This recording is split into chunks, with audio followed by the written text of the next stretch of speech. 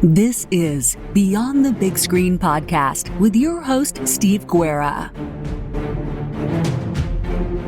Thank you for listening to Beyond the Big Screen podcast, where we talk about great movies and stories so great they should be movies. Links to learn more about our guest today can be found in the show notes.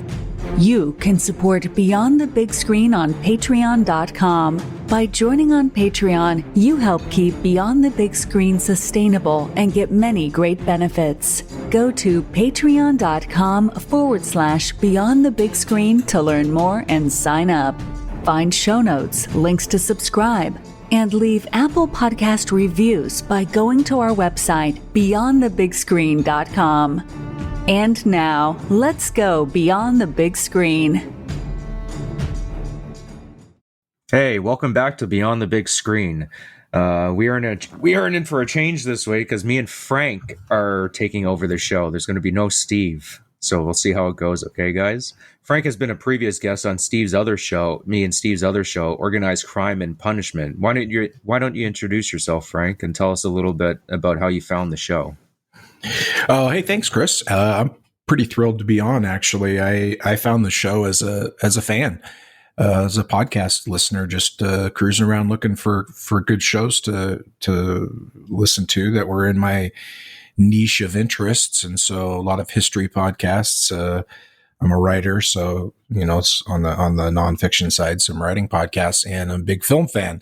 And so I found this Beyond the Big Screen, and I don't remember which episode it was that hooked me first, but I do distinctly remember listening to you and Steve talking about Starship Troopers while I was shoveling my walk one winter. I have a very, very firm recollection of tossing snow while you guys were talking about the book and the movie. And I really like the style and the breakdown that you guys did. I think Looper was another one I really enjoyed. On this week's episode, we're going to be tackling what I consider maybe the best movie of the 90s ever. People argue with me about that, but I think it's right up there. Seven. I would put it in easily in the top 5 of movies from the 90s. I think right up there with Heat and a few other 90s classics. And I think we're going to get into it, but part of the reason for me is just not only does it tell a compelling story, but it's really, there are elements of multiple genres in here. There's great character development. Of course, there's the ending and fantastic acting from Brad Pitt and Morgan Freeman and Kevin Spacey, and then I mentioned the ending. You can't not mention the ending. We will. So spoiler alert, right? But I think you're right. I think you could make a case that it's definitely popular culture-wise the best film of the 90s. I'm sure there are film critics who would find something more artistic or whatever. Although that's another great thing about this movie, isn't it? I mean, the style that David Fincher used to shoot it's very artistic. Yeah, well, I would argue that this is David Fincher's best movie. People might say Fight Club. I mean, Fight Club's a close second, but Fight Club kind of just continued the style that you mentioned that David Fincher created in Seven, which has been basically copied ad nauseum ever since. I'll use an example. The Saw movies pretty much would not exist if it was not for Seven. They basically took the Jigsaw character and said, hey, Kevin Spacey's character, let's make an entire movie about him. So, and like the fast cutting and like the industrial music and the lighting and the whole kind of nihilistic feel of Seven, is, like I pointed out earlier, has been copied ad nauseum. I mean, you see hints of it in David Fincher's first film, Alien 3, which he is not very happy about, but I would argue is probably one of the better ones in the series. I would put Alien first, then Alien 3, then Aliens after that. But really, we're getting off on that's a whole other podcast we should have. But so I'm going to be sacrilegious, and I'm going to say that I think Seven is a better film than Fight Club, and I don't even think it's close. And it's not even a contest. But certainly I'm sure there are people who feel differently. And that's the great thing about good art is you can have a different opinion than me and you're not wrong, and not only are you not wrong, but there are things within the art itself that support your not wrong idea. And yet I can sit here and say, yeah, no, I don't think that's the case at all. I mean, I think, this is a better film than that film, and neither of us are wrong. That's the nice subjective piece about art. But I think even objectively speaking, this is some good filmmaking. It's some good writing. It's some great acting. And when you say it's the best film of the 90s, you might not be 100% correct. You might be 100% correct, but it's certainly in the ballpark, no doubt. Yeah, for sure. So obviously on Beyond the Big Screen, we, this podcast is going to contain a lot of spoilers. Given the graphic subject matter of this movie, Seven, I would suggest not listening to it while young kids are around because, we'll try to keep the details to a minimum, but it's kind of impossible with a movie like this, just, given the nature of it and the subject matter. So there's your warning, guys. Yeah, so typically Beyond the Big Screen, usually when I'm on as guests, I pick out a couple of major themes that are the movies. I assume most people have seen the movie when they've watched it, so I don't like going through run through the whole plot and everything like that, because why else would you be listening to a podcast about a movie you haven't seen? It just, I don't know, it doesn't really make a lot of sense to me. Yeah, if you haven't seen it, push pause and go watch it, because it's a great movie. That's all you need to hear from us to make you go watch it. Come back and we'll break it down and get into some details. That's the fun part. Yeah. So to me, the big theme throughout all of Seven, really, the major thing that jumps out is apathy. And there's actually a lot of quotes from the movie directly related to apathy. And one of the more famous ones is when Detective Mills and Somerset they're discussing at a bar, having a drink, and Somerset says something like this: "Apathy is a solution. I mean, it's easier to lose yourself in drugs than it is to cope with life. It's easier to steal what you want than it is to earn it. It's easier to beat a child than it is to raise it. Hell, love costs. It takes effort and work." There's another quote from a detective, Taylor. He's only in the movie for about, I don't know, literally a minute, I think, not even. But it's a quote that really stands out in terms of the theme that I'm presenting. "It's always with these questions with you. Did the kids see it? Who gives a bleep? He's dead. His wife killed him. Anything else has nothing to do with us." Which that just always hits me so hard. And I got one more quote, and then we're going to get into the meat of my argument. And this one's actually from John Doe. "We see a deadly sin on every street corner. In every home, we tolerate it. We tolerate because it's common. It's trivial. We tolerate it morning, noon, and night." What do you think of those quotes, Frank? I think you picked out three really good ones to highlight your theme. And when you sent this idea to me that this was the theme you wanted to go with, I thought you were absolutely bang on. And it's such an interesting topic because here we have a film about the 7 deadly sins, and the way it's presented, I mean, it's subtle, but the way it's presented, you could argue that apathy is just as bad as the other 7 sins. I mean, it could be the 8th deadly sin if you wanted it to be. And Somerset in particular is interesting to me. Like the detective who spouts off at the beginning, that's perfect for setting the tone and showing that's the way the world is. That's a defense mechanism that certainly cops use, but definitely it can extend to people, just in society at large. Be apathetic, don't care about anything other than what you have to care about. But the Somerset quote that comes in the bar there is really interesting to me because as he's saying those lines, it's easier to beat a child, it's easier to steal, it's easier to lose yourself in drugs. Mills is nodding his head and verbalizing agreement with each of those statements. But then when he gets to the end of it, Mills kind of calls BS on him a little bit. He kind of calls him out and says, I don't think you believe that. He says, I think I don't think you're quitting because you believe that. I think you're quitting. I think you want to believe that because you're quitting. And he really, like, throughout this whole film, because I'd say that's 2/3 of the way through the movie, maybe, right? Yeah. Through that first 2/3 of the movie, we get these two characters who are very different.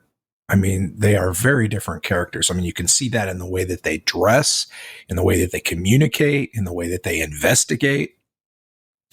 And, Brad Pitt's character of David Mills is more of a prototypical police detective that we've seen a million times. And William Somerset, played by Morgan Freeman, is a little bit more measured and a little bit more meticulous and reserved. But we find out later some of that reservation is his own form of apathy. But, he is the smart one in the pair, is kind of what gets established in a way. He's the more observant. He's the more insightful. And we get through 2/3 of the movie and we're used to that. And that's like, okay, we're comfortable with that. And then boom, Mills lays this massive truth on him in the bar. He goes, I don't believe that. First off, I don't agree with it. Second off, I don't believe it. I don't think you're quitting because, that's true. I think you want that to be true because you're quitting. And that really shakes. That to me is, in a way, from a storytelling standpoint, from a plot structure standpoint, that's the climax of the story. It's not the, big moment of the film, obviously, but that's where change happens truly in Somerset's character, I think, when he realizes that Mills is right. I mean, because in the next scene, you see him struggling with that. He's almost become comfortable with his apathy. And now Mills has, made him uncomfortable with it. He's shaken that foundation that Somerset has spent years building. And now he can't not care anymore. He realizes he cares and he can't suppress it anymore. You see him struggling with that. He grabs his metronome and throws it, and he's, throwing the switchblade at the dartboard and, can't sleep and all that. And so when you landed on apathy, I mean, I really think that's, I don't know if that's what David Fincher intended or the writer intended, but certainly it comes through, and it's beautifully demonstrated by this interaction that you picked out between Somerset and Mills in the bar there. Well, and you had mentioned earlier, it's like the reason apathy, I would argue, is probably the worst sin of them all, and is because of the insidious nature of it. Like, we can look at gluttony and, like, rightfully be repulsed. We can see greed, and most people have a gut reaction when they see, like, extreme forms of greed. We see, like, sexual perversions, and automatically you have, like, that disgust reaction, right? Where with apathy, it's something that, just as John Doe points out, like, it just becomes common. Like, I could use, like, an argument where, say, form of apathy is, if you kind of look at how the religious nature that federal politics is treated now, especially the States, but it's up here in Canada too. While your neighbor is dying of an opioid overdose, your neighborhood's being ransacked with drugs and drug addicts, and you're more concerned about that. I would argue that's a form of apathy too. Like, that's a form of checking out. You're focusing on the wrong things. You're not focusing on the thing that's right next to you. Yeah, and I think it's interesting that all these other sins that you listed, and the other ones as well, tend to be obviously a very active form of sin. I mean, gluttony, you're eating or drinking to excess. I mean, sexual perversion, there's an action there. Greed, there's a taking. Pride that's on display. Sloth, even though you're not doing anything, you're very purposefully not doing something, and so forth. Apathy appears passive. I just don't care. I'm not getting involved. It's not my business. But it's really not passive. I mean, inaction is an action. And so I think you're right. I think that it insidious, if it becomes something that we should be acting on and we're not as a society or as an individual, then then that's infected us, right? It is insidious. It's gotten inside, and yet it's a perfectly natural human reaction as a defense mechanism to the world that Somerset was living in. I mean, that seemed to be a pretty terrible place to live. Oh, for sure. I mean, you could probably speak on behalf of working for the police, right? Like, I'm sure this has happened like certain police departments where the sense of apathy, I've seen it at jobs where people become apathetic and all you hear constantly is like, I don't care, it's not my problem. Like, once that starts spreading and that everyone generally has like kind of like feels like that, the morale of wherever you are goes downhill. And to be honest with you, a lot of the times is the business will slowly just kind of go out of business, or in the case of a police department, I assume that slowly corruption starts creeping in more and more and more, right? Well, I don't know that corruption is the natural end state there. I think that when apathy as a defense mechanism takes place in police work as well, and I think why it sets in, at least in that profession, is you learn really early on you can't fix everything. In fact, you learn you can't fix most things. And the best you're probably going to do the majority of the time is temporarily fix a problem that's right in front of you, and only for the moment. And occasionally you get the opportunity to make a bigger impact. And when those opportunities arise and you recognize them, you're like, hey, I can actually help this kid. I can actually help this person for more than just a second. It's a big deal, because it's like trying to, in one of the books I wrote, I had put some words in a detective's mouth that he's basically trying to empty the East River with a spoon. I mean, that's you can't. And so it can be, especially if you go into a profession, like Mills still shows signs of, and like I'm sure Somerset originally did, with some idealism, a desire to do good. And then you discover that there's not a lot of good you can do, and you get to the point where there's that attitude that Somerset brings up while they're sitting out in the hallway there waiting for fingerprints to come back. And he just basically describes the police as like crime scene clerks, really. I mean, we photograph, we catalog, we notate the time, and we make a tidy little stack of paperwork to chronicle what has occurred. And that's how he sees, his job, and probably has for some time.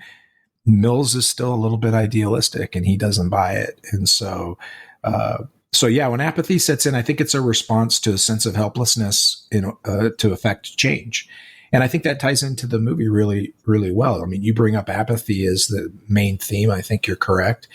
And I think the cause of that apathy is that feeling of helplessness to affect any meaningful change. And so if you can't make a meaningful change, then you retreat into apathy. And that's where Somerset's been for a while. And I think it's interesting that it's Mills who eventually draws him out of it.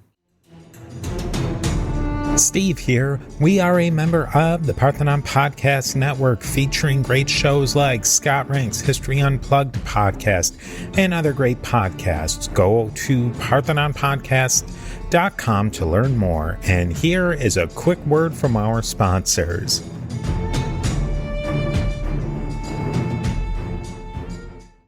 Yeah, and there's a couple of scenes too, right? One that sticks out is the police captain played by Lee Ermey. I looked it up, and that's just his name, as police captain. Doesn't actually have a name. As an aside, I think one of the funniest parts, one of the two funniest parts in that movie, and it's not a comedy, obviously, but is while they're briefing him, and he's sitting at a desk near theirs, and the phone is ringing. And it just keeps ringing. He's like, just a second. He picks up the phone, and he just doesn't even say hello. He just picks it up and says, "This isn't even my phone," and then hangs up. I just love that. Yeah, that's it. Well, you needed a little bit of that in this movie too, right? Because it's so heavy, and it's so like the whole movie is just so dirty looking, but we're going to get into that in a little bit. He actually has a conversation with Somerset where Somerset talks about it. There was a guy that got robbed. There was a couple of blocks away from the police station, and so the robber robs him, but then stabs both his eyes out for an inexplicable reason. And the detective's like, "Oh yeah, I remember hearing about that." And Somerset's like, "Nobody cares." And police captain just says, "Well, this is the way it's always been."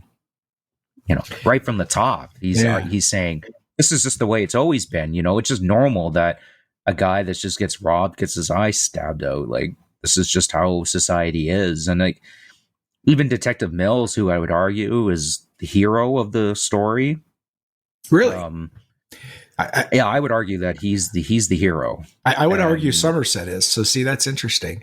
I don't think either of us are wrong. I think Brad Pitt was the bigger star, and his arc is the more tumultuous one. But I think, for my money, it's Somerset who's actually the main character. But I don't think you're wrong. I think that's the beauty of a film like this, is you can say Mills is the hero of the story and not be, and he is, in one sense, he certainly is.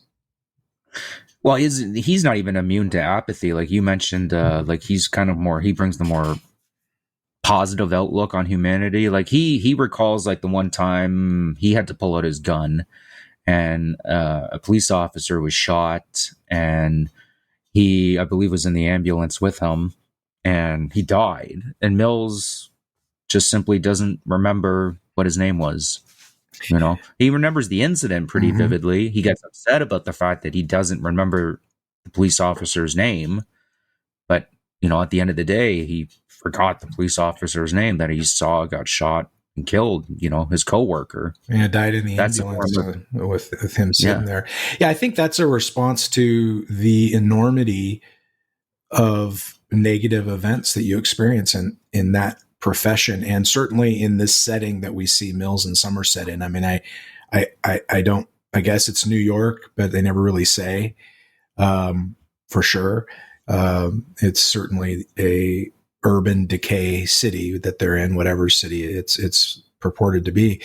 And, when you start your career in law enforcement, you have a memorable event of some kind, it has a real, powerful hold on you, because, it's huge and it's powerful and it's new. And so you remember it easily. But as time goes on and more of these different events, particularly if they're negative ones, which unfortunately many are, an emergency room doctor does not remember every person who ever died on their table. They might remember the procedure, and the way the person died, but they might not remember every one of their names, much like Mills doesn't here. So I think that they did a good job here highlighting the fact that, enough bad things happen that even though we're going to remember some of the particulars, we might not even remember the name of the person that it happened to. And so I don't know if I would say this is Mills being apathetic. I think it's close. I think it's almost like enforced apathy. Like it's been forced on him. Like you can't remember this name because there's too much other stuff that you need to remember, and there's too much bad stuff going on for you to remember all of it. So we're just going to, the brain is just going to make you be apathetic about this, whether you choose to or not. But it was an interesting scene because it was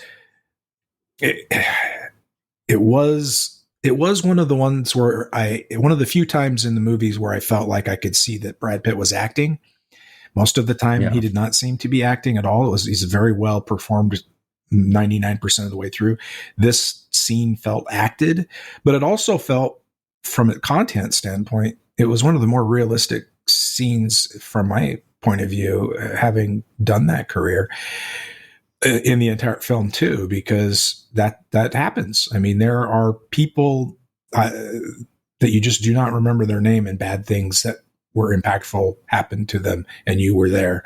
And it's just because, I mean, I once saw I mean, it's one of the few times I was there when something happened, as opposed to, like Somerset points out, showing up and cataloging what already occurred. Once saw a guy jump out of a fourth story, or rather sixth story window in an apartment complex downtown.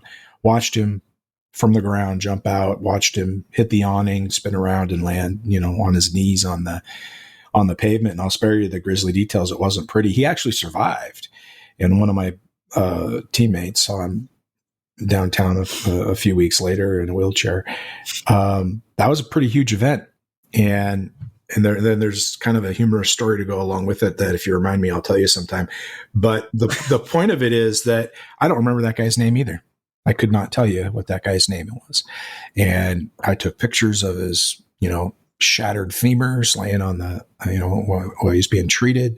We all thought he was going to die. It was one of the strangest moments in my career from the standpoint of being present when it occurred, and couldn't tell you the guy's name. So I felt like this scene with Mills was very true to life. I was going to get into like just how apathy is.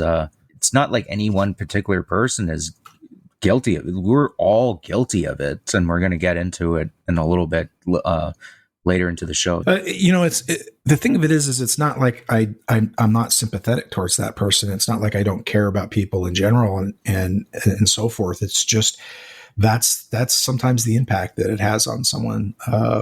It creates that hard exterior that protects you, so that when you choose to be vulnerable, it's a choice. You have to kind of open up to it, as opposed to walking around, naked and pink and vulnerable like a, newborn or something. And so, I'm a very empathetic person. It's part of why I think I'm able to write. Writers are very empathetic. You have to be to write convincingly. And I was empathetic very frequently in my career. But the vagaries of that career have had their impact, just like they're depicted on Somerset and Mills, who react differently, but they are at different stages of their career as well. And so I don't mean to give the impression that, cops don't care about people, because that's one of the main reasons you go into that field. It's just, you get to be a little more selective in where your sympathies are expressed, because a large swath of the people you end up dealing with, not victims so much as suspects, it's wasted on them, essentially, is what you come to feel anyway, whether that's true or not. So apathy is, the more we talk about it, the more insidious I realize it can be. Yeah. I'll use another example that's like slightly different than our previous examples. You can see apathy in terms of like a hatred of knowledge. And one of the more pivotal, but one of the better scenes and one of the more pivotal scenes in the movie is Somerset is picking out books at a library, in particular Paradise Lost and Dante, and there's a couple others. And he mentions to the security guards that you guys literally have the entire world's knowledge at your fingertips, and you choose to play poker instead. I think we can draw a direct comparison to nowadays with the technology and the information that's available to us. Like, literally, I have the entire world's knowledge on my phone right here, or on my computer. I can look up anything I want: science, math, history, art, literature, from literally the beginning of time until now. And what do most people use their phones and computers for when they have personal time? They look up TikTok videos or watch smut films. Or listen to podcasts. Like, to me, that's a form. Or listen to our podcast. But I would argue that's a form of apathy. Absolutely. Where you're just like, I don't care about deepening my knowledge of the world and hopefully my understanding of humanity. I'm going to just engross myself in my own personal gratification, short term. Because that's the thing about knowledge, to acquire it and learn it. It's fun for some people. It's a hobby, but it's work. It takes work to read books. It takes work to understand what you're reading. It takes work to say I've read Dante. I've read Paradise Lost. they're not easy books to read. Like I'm having to listen to lecture series and then read along with the book, but through that process, and they trying to understand these great works of art. I have a deeper sense of myself personally, but also of the people around me and why the world is the way it is, because it's kind of what art does. That's what knowledge does, is it hopefully deepens your sense of the entire world around you. Knowledge especially can come with an implicit responsibility. I mean, if you learn things and you know about them, human nature is such that our initial reaction, if there's something that needs to be fixed or addressed or helped, is going to be to want to engage in that behavior. And, apathy is a learned trait, and so, or I guess a learned sin, if you will. And so, yeah, I mean, you're at the library playing poker. You don't have to learn anything. Therefore, nothing is expected of you, and I think that's what's going on in that scene. Although one of the security guards does push back a little bit with the how's this for culture, and he plays some classical music that becomes essentially the soundtrack of that scene while Somerset is going through these different books and looking for references to the 7 deadly sins to give to Mills, which is interesting because he does that even though he's not on the case at the time, technically. I guess he's got the one, but he doesn't have the second one. And so he can't help himself. He says he's apathetic. He says he doesn't care. He says, all of these things. I mean, it's basically proof of what Mills says later, because he can't help himself. He goes and spends his entire evening at the library doing research to help Mills for a case that he says he doesn't want and that he isn't assigned to. Yeah, if anybody's interested, that music is Air by Sebastian Bach, if I'm not mistaken. No, I didn't know that. It's quite beautiful. I wouldn't say I'm like really good with classical music, but it's something I've studied a little bit, so I probably know a little bit more than the average person. But like classical music, it takes work to really kind of understand exactly everything that's going on.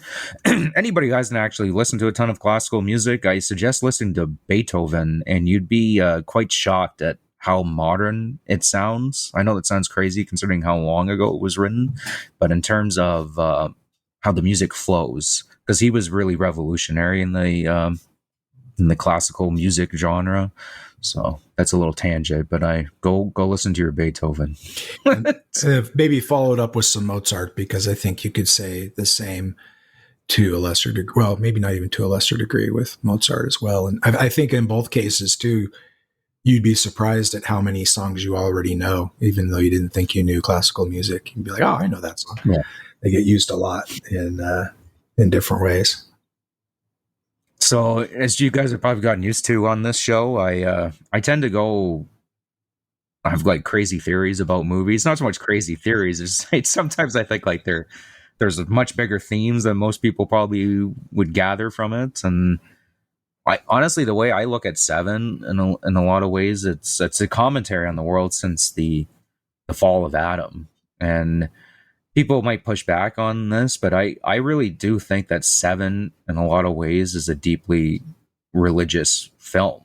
I don't even know if David Fincher or the writer were aware that they were doing that. I assume that they were doing that, but I don't know. What do you think, Frank?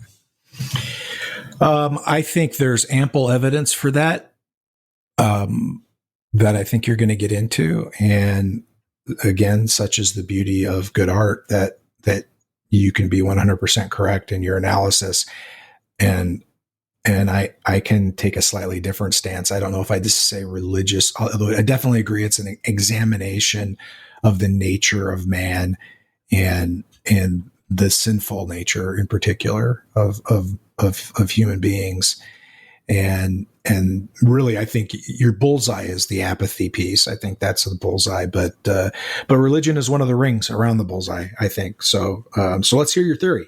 Well, I mean, so everybody kind of knows the story of Genesis, right? Like at the very, it was, wasn't it in the very beginning, drummer named Phil Collins met a guy, what was his name again? David something or what? I think the Genesis you're talking about happened a few years earlier than that. Well, when God created the world, he intended it to be perfect for Adam, and then later, out of Adam's rib, he created Eve. This obviously didn't last very long because they broke the one rule that God gave them, say, don't eat from that tree, and they did. And that's just a deeper meaning on just humanity in general, where we're our own worst enemies in a lot of ways. You have somebody who, literally God in this case, who created you, telling you don't do this, and we can't help ourselves but to do it. And that's a commentary on just the nature of sin in general, where we can't help ourselves, and we can get into all the different types of theological arguments, Jesus Christ and yada yada yada, but it's not really purposes right here. But that sin, though, that Adam inherits and Eve inherited from eating from the garden of tree, from the apple from the tree of knowledge of good and evil, that's lived with humanity ever since, right? And it's never gone away. And yeah, there's ebbs and flows, or maybe sometimes it might be a little bit better in some places or a little bit less. But at the end of the day, because we inherited that sin, it never really left us, right? And if you look at this world and our previous conversations about the previous sins, but about apathy in general, I think that's what they're trying to get across in this movie is, in a lot of ways, we live in this fallen world.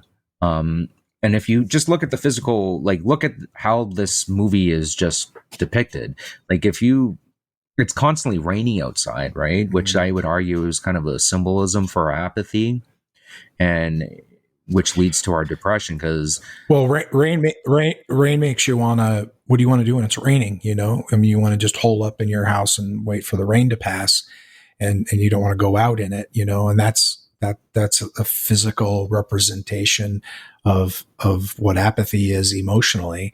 And yet Somerset and Mills, they go out in the rain. They're this career, this job that they've chosen forces them to go out into the rain, i.e. it forces them to care, or at least confront those things that they should care about.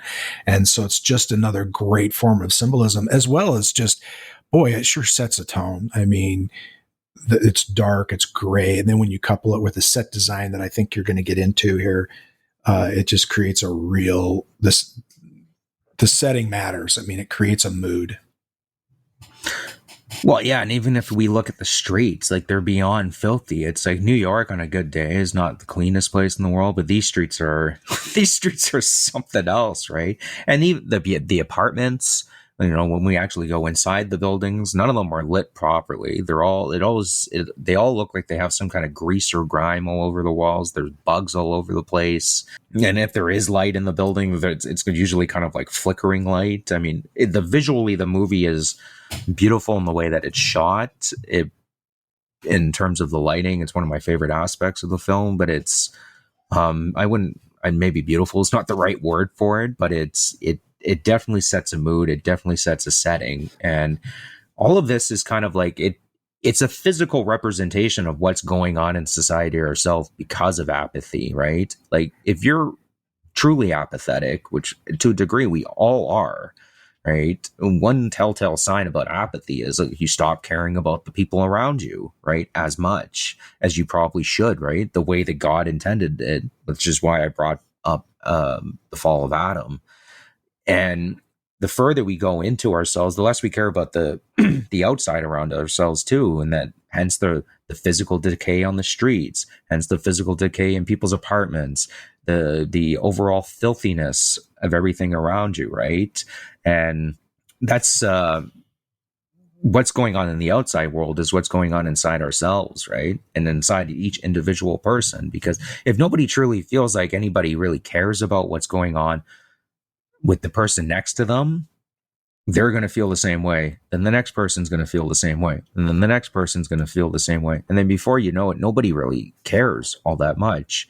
And we had talked about it earlier in our previous conversation, and about people just not caring about what's going on in the society around them, or using apathy as a coping mechanism.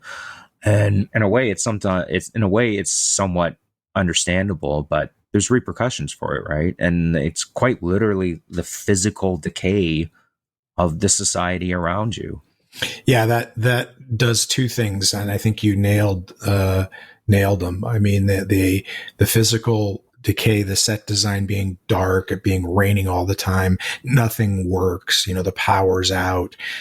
Even when Somerset goes back to the first crime scene of the series, the gluttony crime scene, and there are lights that have been brought in by forensics and so forth, it's still dim in comparison to, I mean, in real life, if that's how bright it was, forensics would bring in lights. That's how, so, but it certainly, it shows both what's going on internally in these characters. It's a physical manifestation of that, I think. And then at the same time, it also is the result, like you said, it's the personification of what's going on inside of them, but it's also the result of that apathy. So it's very well done. It's so bleak and gritty. And I rewatched the film recently for this broadcast, and it's been a while. I watched it a bunch of times, probably in the first 10 years it was out. And ironically, I couldn't find it streaming but I had the DVD still, so we watched it on DVD. And I was amazed at how incredibly well it held up as a movie overall, but how well it held up in terms of set design. I mean, it did not look like they were on a soundstage when I think they were at times. And it just, the rain just, the other thing about rain, what's rain supposed to do? It's supposed to wash things clean. And yet in this film, it really doesn't. And in fact, it becomes part of the oppression. It becomes part of the gloom. It becomes part of the dirtiness of the setting, and sort of negates its usual role of washing the world clean. And I think that just adds to that entire, spectrum of grittiness and dirtiness that the set design has. So I think you're bang on when you talk about how it's, a manifestation of what's going on internally and a result of their behaviors that spring from that. Kind of another crazy take I have on this film is I kind of think this film might actually take place almost entirely in hell. People think that's crazy, but Frank probably thinks it's crazy, but I don't think it's crazy, but make your pitch. I'm on the no, it isn't stage right now. So talk me into it. I have a couple arguments for why it takes place in hell. The very first interaction that Somerset and Mills end up having is Somerset asking Mills, like, why did you fight to get a transfer here? And Mills, he says something flippantly, and Somerset basically goes, I've never seen it done like this before. Somebody fighting to get a transfer to work here. And even later on in the film, there's a pivotal scene between Mills and Detective Mills' wife, Tracy, and Somerset.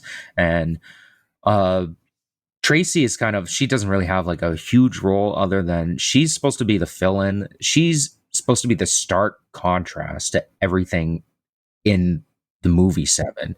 Like she's what's beautiful, vibrant. She's beautiful. Even like the bright, like even her Gwyneth Paltrow's like blonde hair, like it stands out and you immediately get a sense of like an innocence about this woman.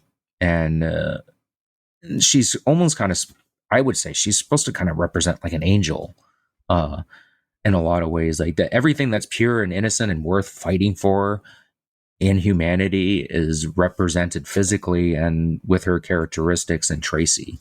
And the fact that he loves her, she is what he loves in this world. Well, the dogs too, I guess it looks like, but definitely her. And in fact, before the big pivotal scene where John Doe gives himself up and we get, to that final sequence of the movie, there's a scene where he crawls into bed and spoons her and, talks about how much he loves her. And because I know how the movie ends, you can only not know once.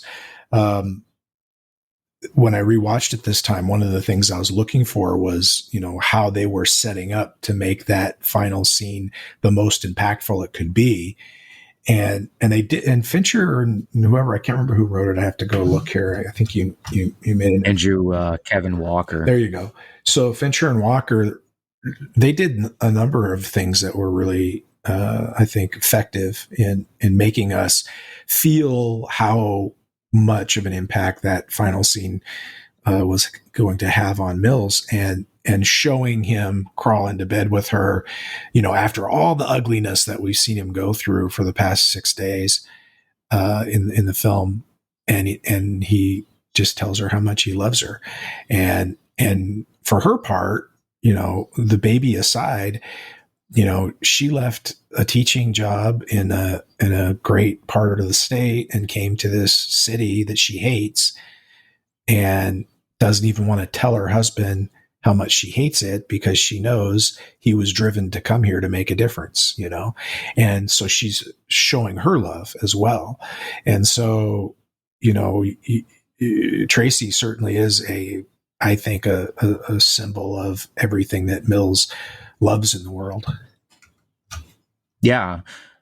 Well, then she sits down, she has a conversation with Somerset, and Somerset, she says that she hates living in the city, and that she's pregnant and she doesn't know what to do. And Somerset tells a story about he was with a girl for quite some time, and he might very much looked at the world and said, you know what, I can't bring a child into this world. And he says, I pressured my girlfriend to get an abortion. And he says intellectually, he understands there's a part of him that feels like he made the right decision, but every part of him that is actually part of his humanity, his soul, says that he regrets it. And that, once again, is, I think, a great example of what you brought up at the very beginning of the show, this apathy. He acted upon a form of apathy there by ending that pregnancy. He didn't want to subject someone to the thing that he has become apathetic to protect himself against. He didn't want to put somebody through that. And yet he says to Tracy that not a day goes by that he wishes he hadn't made a different choice. And so there's still that spark of idealism and optimism in there that you see in Mills more frequently. And that has kind of almost been, I think, a little bit reignited by his partnership with Mills.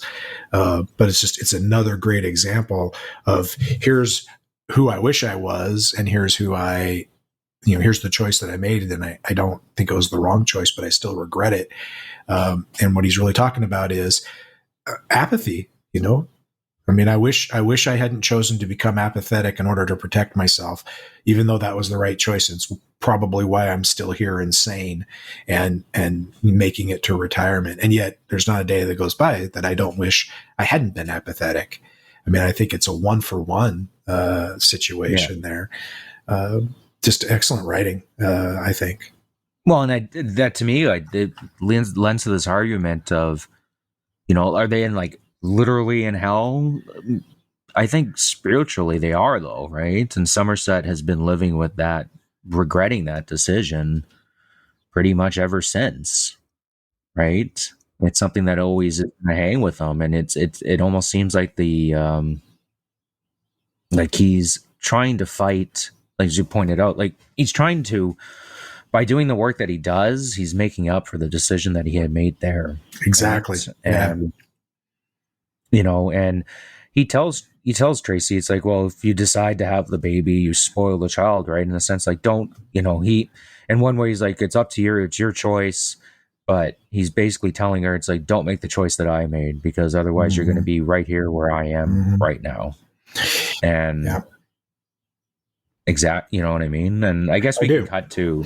Well, I do want to touch on, you've touched on things from a very religious standpoint or through a religious lens, talking about sin. And of course, that's natural because, it's about the 7 deadly sins.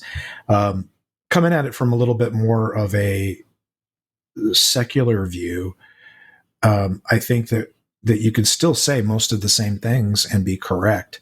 If you just substitute, sin and the downfall of man, as they fell away from God, as simply being, human imperfection.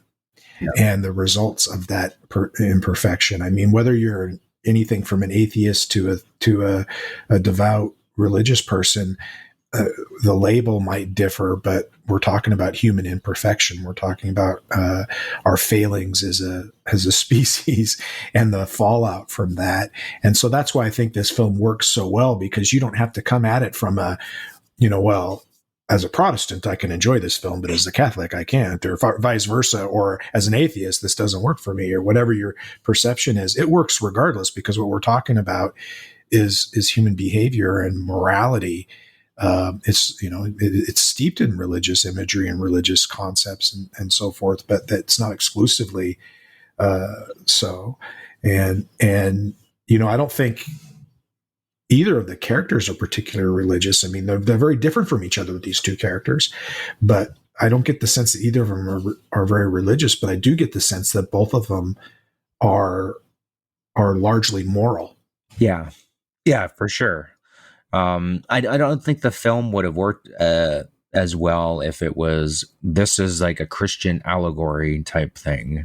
I think it works much better as the fact that you can take it as, like, say, a Christian allegory or a religious allegory, and you can take that aspect of the film and focus on that, or you could, as you pointed out, you could look at it from a very secular lens, and it still applies by, like, not hammering the say like the Christian allegory type part of it. It really could. It's a film for everybody, really, and the themes are. As long as you're not a psychopath, these are all themes that everybody empathizes with and can understand. Yeah, me and you were going back and forth about Detective Mills there for a second. I said he's the hero of the story, and you thought it was Somerset. So I guess I'll lay my argument for why I think Mills is the hero of the story. Yeah, Mills chooses to. He chooses to go into this metaphorical hell on his own accord, right? He truly believes that Mills truly believes that he's going to go in there and he's going to make a difference. Unlike where Somerset is, he says, like, he feels like he doesn't make a difference. And we've talked a lot about apathy, obviously, right? And so we don't need to go into that again, but.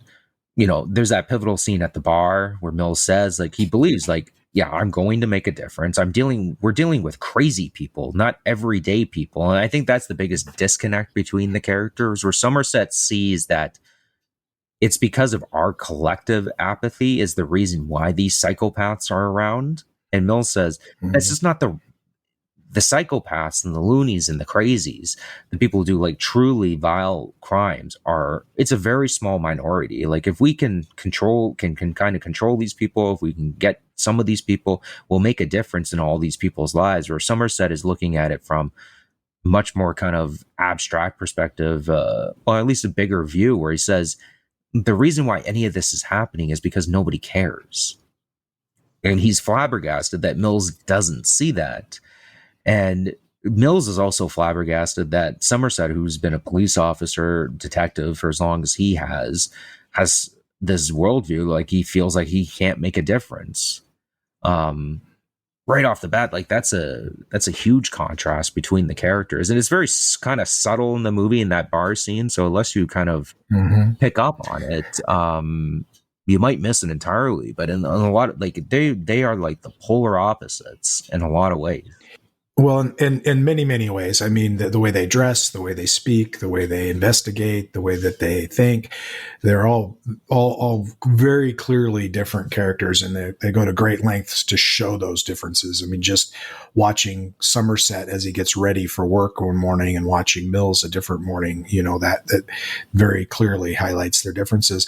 But their biggest difference is in this scene that you point out, I think. I mean, Mills believes he can make a difference. In fact, he came here to this part of town because it's where the difference most needs to be made. And he wants to be a champion in that regard. And Somerset believes that you can't make a difference, or the difference that you can make is infrequent and minor. You can't make a difference overall. And these are their competing philosophies. And I think they both have to believe those exact philosophies to live their lives and look at themselves in the mirror. Like Mills couldn't justify coming to this terrible part of the city and subjecting his wife to living there and taking her away from, the place where she was happy. If there wasn't some higher cause, he has to believe that. Otherwise he's a jerk, right? And he caused her pain for nothing. And Somerset, as Mills points out very bluntly, has to believe there's no point, there's no difference that I can make, there's no reason for me to stay on. Otherwise, he can't walk away, he can't retire, and look at himself in the mirror. And so they both have to believe desperately the philosophies that they utter at this bar. And that's why I think this is, in a lot of ways, this is the turning point of the film.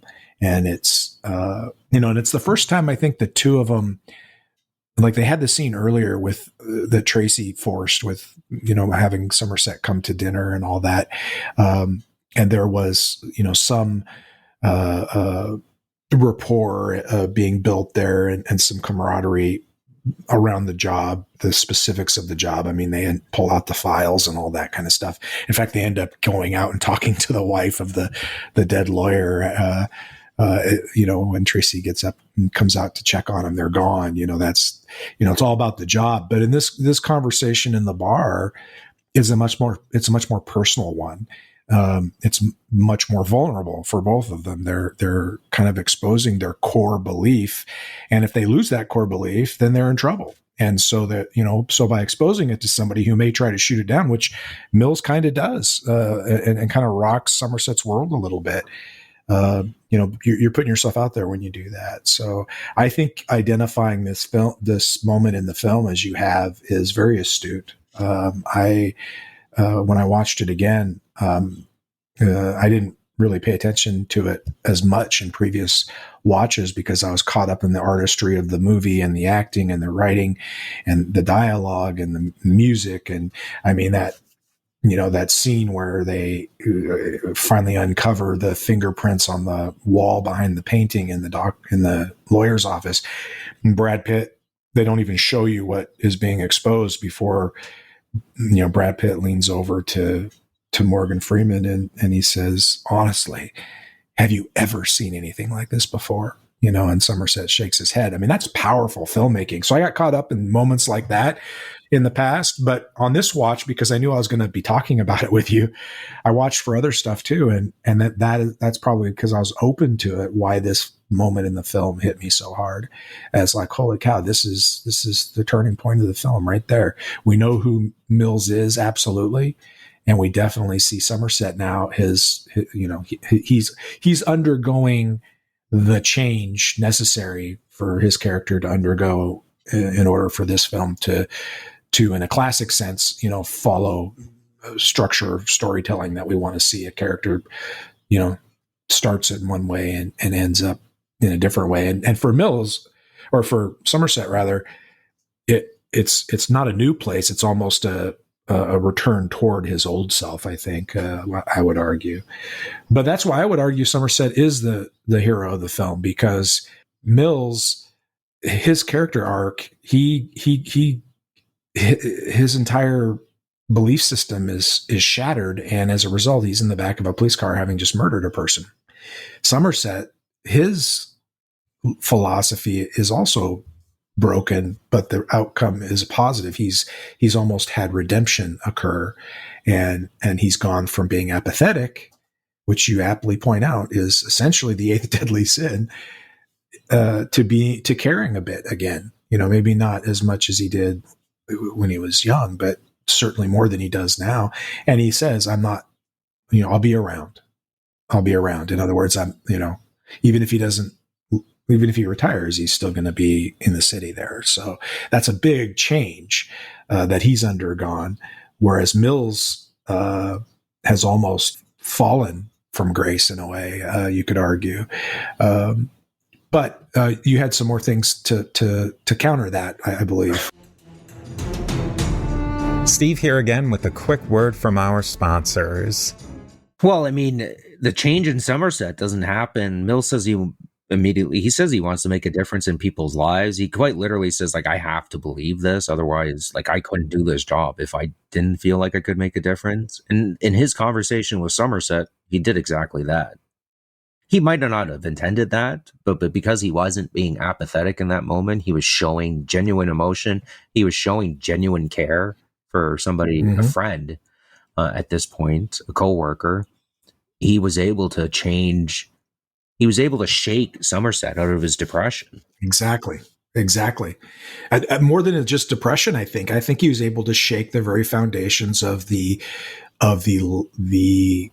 philosophy by which Somerset had been living his life for some time. Yeah. And I mean, not to jumping ahead to the very, very last moment of the film, where Somerset's voiceover says, Ernest Hemingway once wrote that the world is a fine place and worth dying for. I agree with the second part. He never would have agreed with the second part at the beginning of the film. He wasn't going to die for the world, regardless of whether it's a fine place or not. He was retiring and leaving and getting the hell as far away from the city as he possibly could. There's a couple deleted scenes that didn't make it into the film that show him actually putting a down payment on a little farmhouse out in the country. And so, it isn't just an idea that he's going to retire and leave. He's taking concrete actions towards doing that in those scenes that didn't make it in. In fact, he it's kind of an older farmhouse that's a fixer upper, and a piece of the wallpaper comes loose. And he actually cuts it the rest of the way off with his switchblade and brings it with him. And in a scene that is in the movie, you can see sort of the flower pattern next to like his wallet and stuff when he's getting ready in the morning, there to remind him, hey, this is where I'm going. And that was his plan. And you're so correct when you say that Mills' lack of apathy, his demonstration of caring, is totally what just jolted him out of that his own apathetic worldview. So I guess we'll cut to the John Doe character, and this all ties in with Somerset and Mills too, right? And this is where I guess maybe the argument that Mills is the hero is a little harder to make, but I'm going to take a stab at it. He's not the hero, yeah, that's for sure. Like I was kind of like the overall argument of. I was saying that this whole movie kind of takes place in hell, a kind of hell, a spiritual hell, maybe a physical hell. I'd say a spiritual hell is more apt. What is John Doe really? I mean, he's kind of basically a demon, is he not? Like, I find it fascinating that one of the most intriguing characters of like all of 90s cinema is like virtually has no screen time. He's in the movie for what, 5 minutes? Maybe a little longer. Yeah, I'll bet. I mean, it's an hour and 40-minute long movie, and I bet he's only in it for 15 minutes total. Yeah. And he has an outsized impact for sure. Like, what is John Doe exactly? Like, I mean, I guess like the simple answer is like he's a crazy murdering psychopath, as Mills saw it. But I don't think he's just that. Like, if you look at what he does, it's not simply murder for his own gratification, right? So say somebody like Ted Bundy or the BTK killer. I mean, go down the list, right? Like he's murdering the people that he murders is to show each sin, and in his brain, as he explains it, right? It's to kind of hold a mirror up to society, being like, look at how apathetic you guys are. Like, you allow all these sins to happen, as I pointed out in the quote early in the movie. You know, morning, day, noon, night. You allow it to happen all day, and you guys just see it as common. And the way he looks at it is, society's gone so far down this sinful, apathetic way of looking at life, the insidiousness of it all, that tapping people on the shoulder is just not going to work anymore. You need a sledgehammer to wake them up, and that's the way he looks at these murders. He quite literally says that.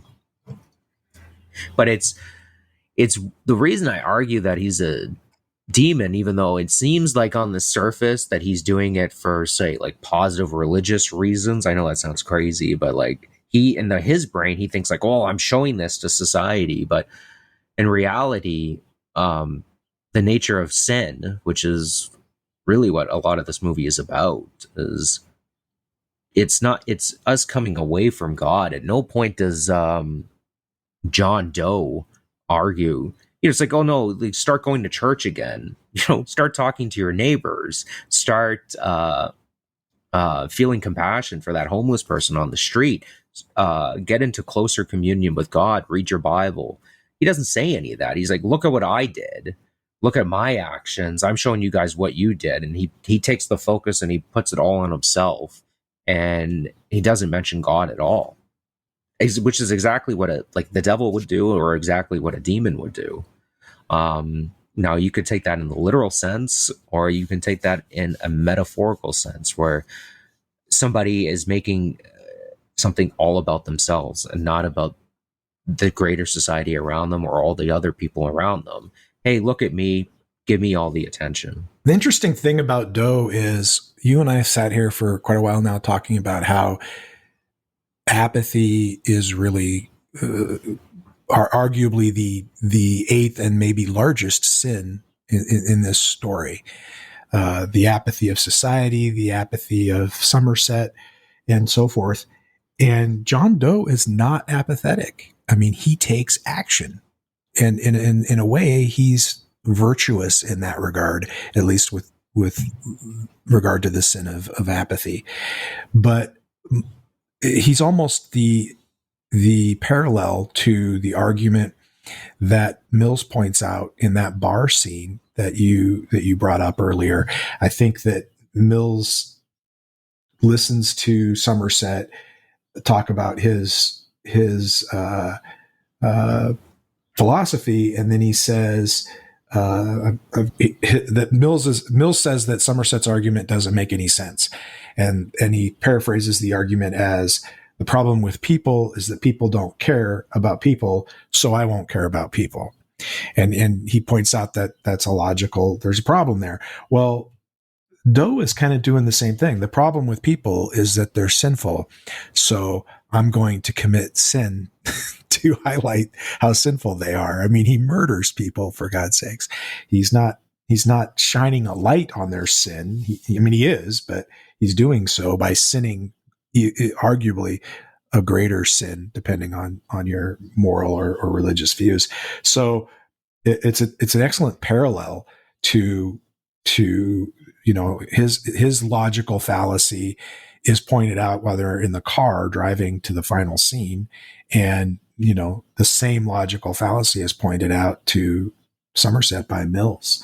So Doe is a fascinating character in that regard. I mean, Mills is very dismissive of him, calling him crazy, and paints all these pictures of him being nutso and so forth, and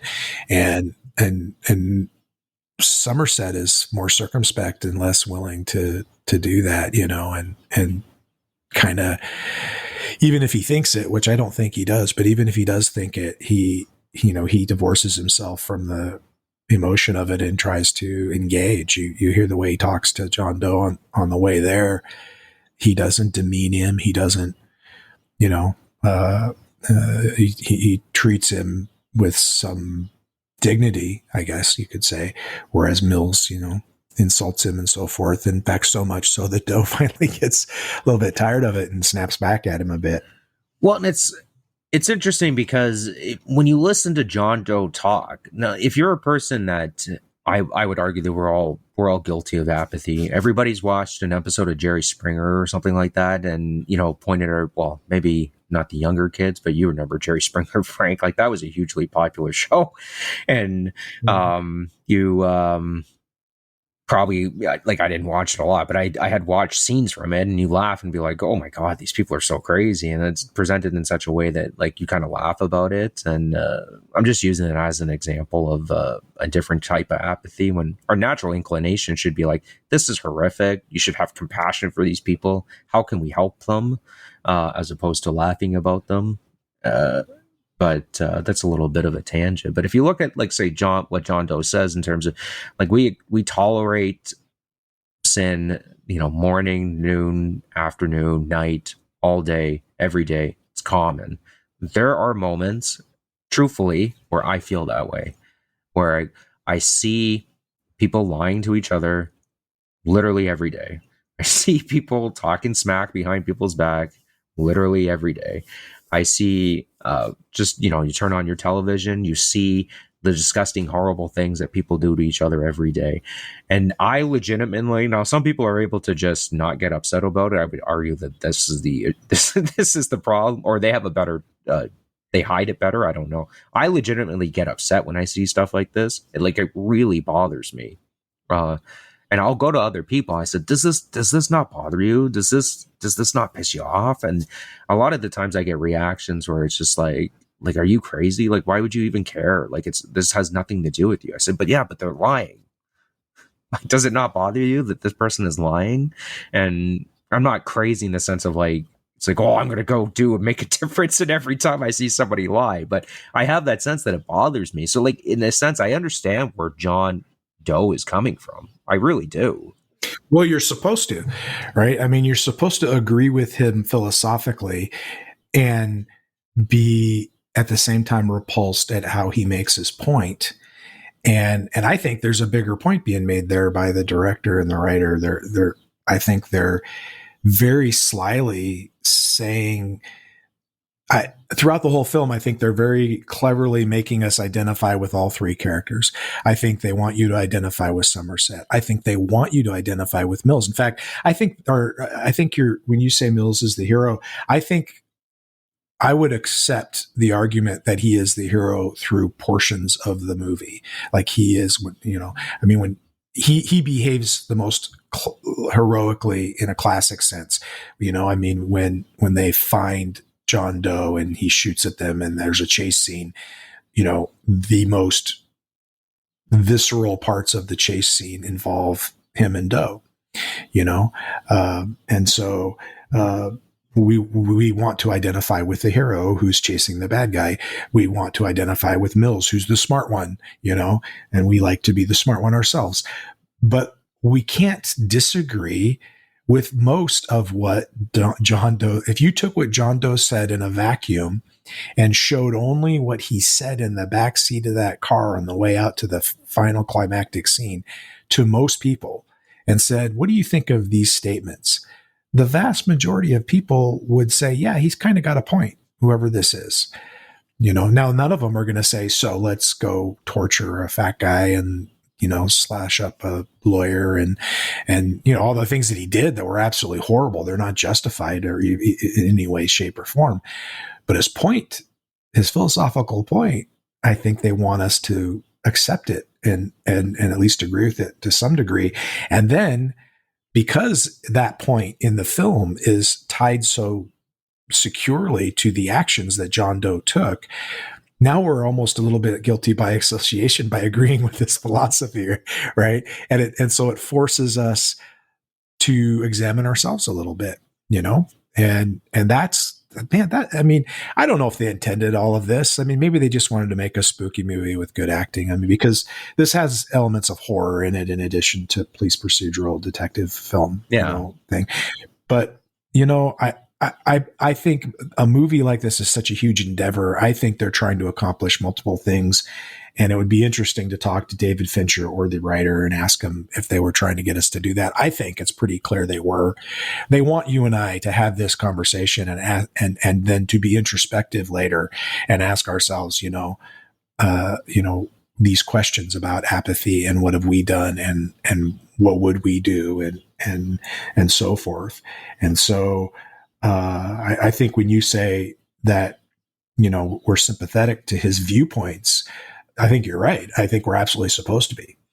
Well, and it also shows you just how easy it is for, say, somebody with good intentions, say somebody like myself, to kind of fall into listening to somebody. I wouldn't listen to, like, if he had been like a murderer and all this stuff, but like, say it came out after the fact, somebody like a John Doe character talking about this type of stuff.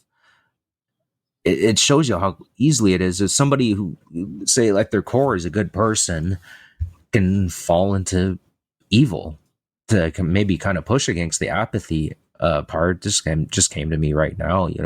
You can get to the point where maybe you care too much, and you care so much that it literally makes you go crazy.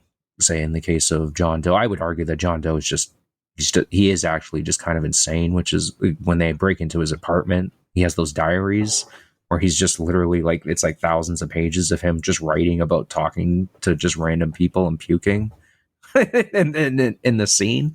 But it's quite easy to listen to, say, somebody like a John Doe or an evil character or a demon-like character, and then you can easily fall into that trap too, right? I mean, to me, the biggest difference is that he's not calling for like repentance. He's like, here's your punishment, and he's not offering a way for people to repent at all. Like, that to me is what makes him not somebody who's making a point so much as just they're being wicked.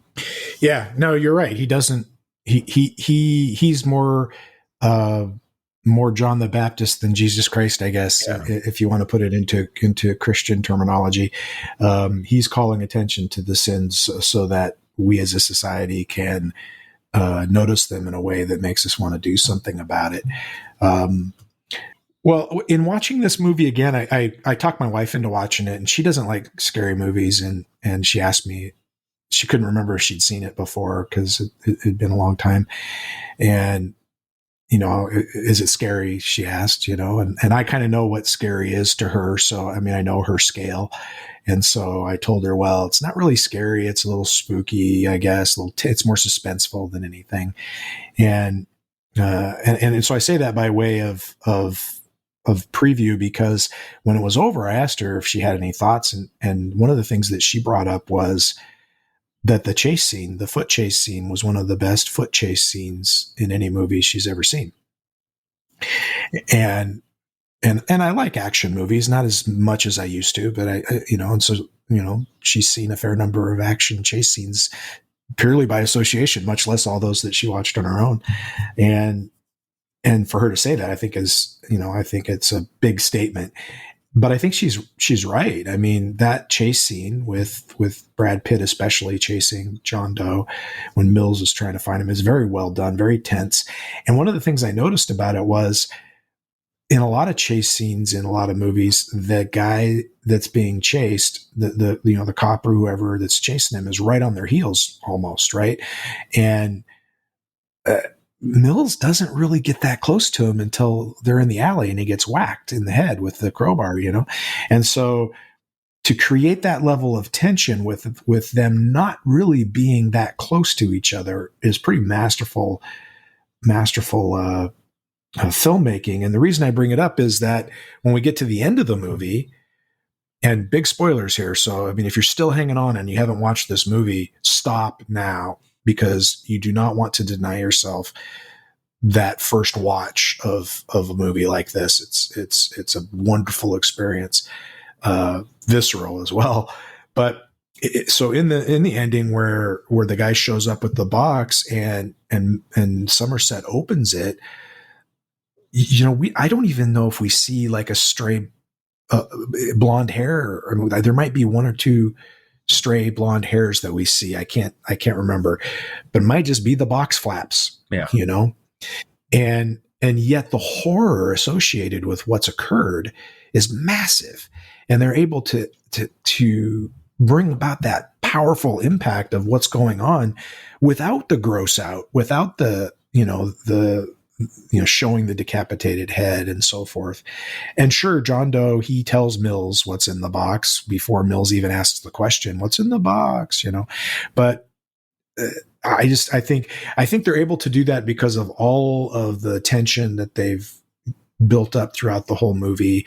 And there are some gross things that you see. I mean, you see the dead obese guy on the autopsy table and the crime scene, and you see the different crime scenes, and you see the picture of the device used in the lust killing and stuff. And so there's plenty of stuff you do see, but it's ironic in a way that the biggest impact of the whole film is the end, and you see nothing.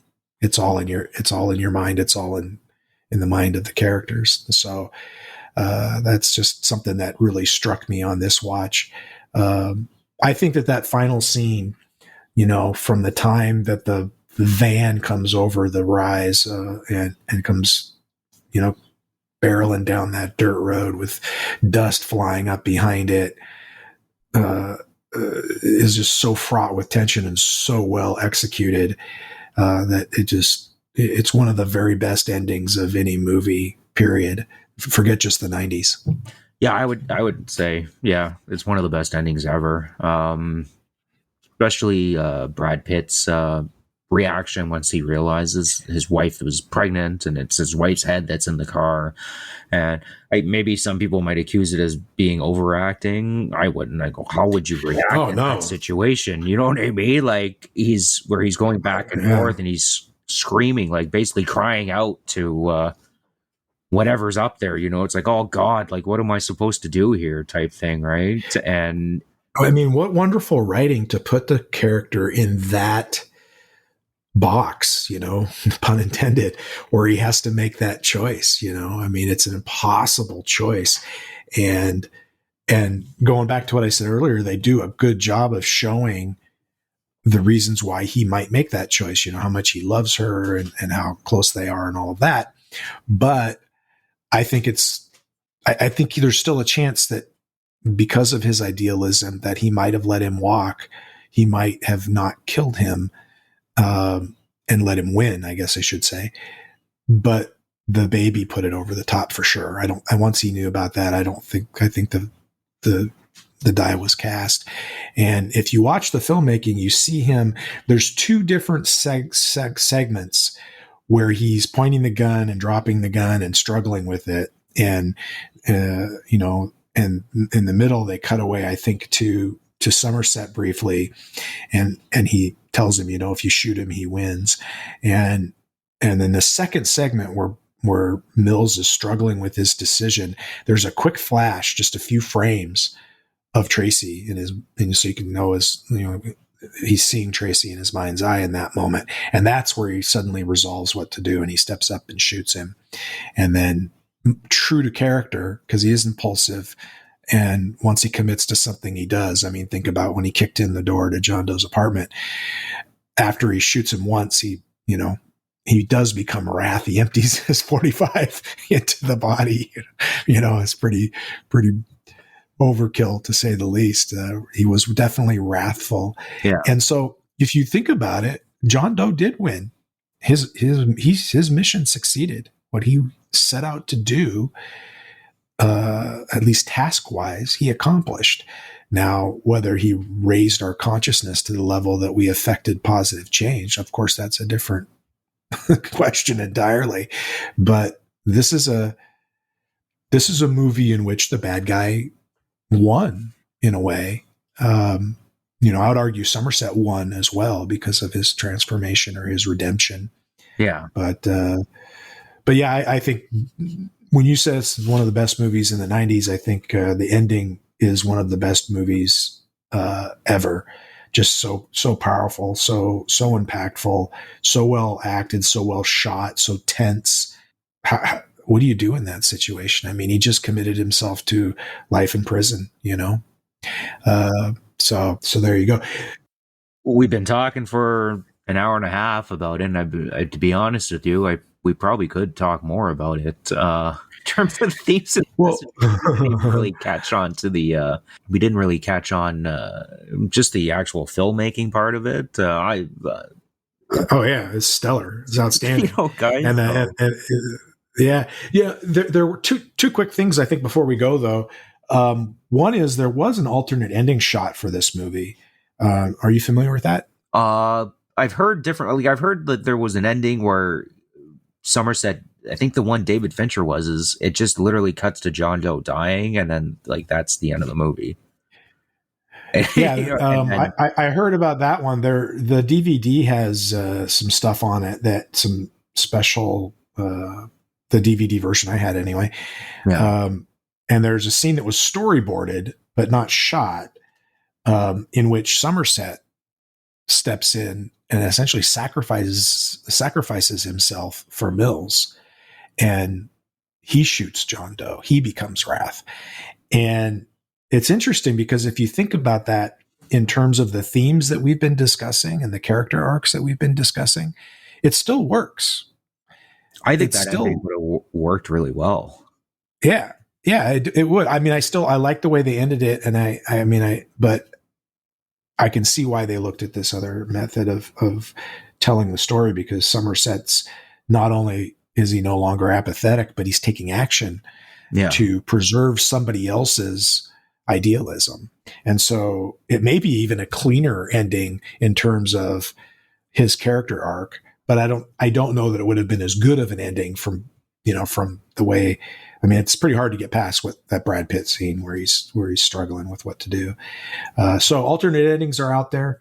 And then you wanted to bring up the possibility of a sequel.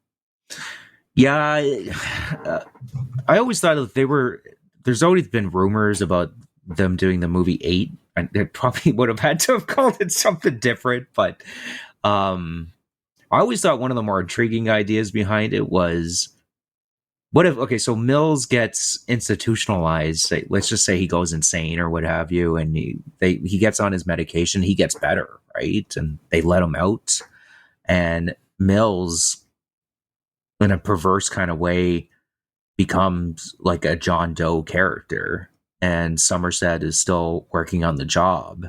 And he starts seeing these murders, and he starts putting the pieces together that it was Mills who Mills basically took up after John Doe and be like, this society took my wife, it took my unborn child, and all I did was try to do the right thing. I'm just going to become Wrath personified. I always thought that would have been an intriguing direction to go in if they had decided to do a sequel. I'm quite happy they never did a sequel. They're never going to do a sequel. But if they were going to do one, I thought that would be a cool idea. It would be a great movie.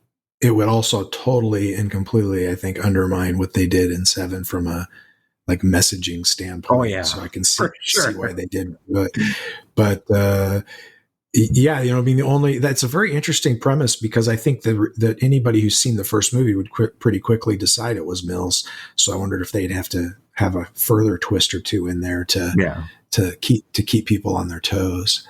I think this is a movie that I hope they never make a sequel to. There are those movies out there that I wish had sequels, and those that I hope they never do, and those that I wish they hadn't. I mean, the Highlander series is a good example. The second Highlander movie is just trash. But 7 is one I'm really glad that they didn't make a sequel to. Good friend of mine is also a movie fan, and we were talking about Heat and the sequel that Michael Mann wrote with Meg Gardner, Heat 2, in novel form. And I picked it up and read it, and I thought it was fantastic. And I thought they did a tremendous job. It's the way a sequel should be done to a movie like that. He was really reticent. He was like, I worry about anything that I like as much as a movie like Heat. I worry about a sequel ruining the original in a way. And I think that's a legitimate concern that people have with movies that are really, really great. Sometimes the best story is a standalone story. And I think, as intriguing as the premise is that you point out, I think we both agree that it's best to be 7 and 7 alone.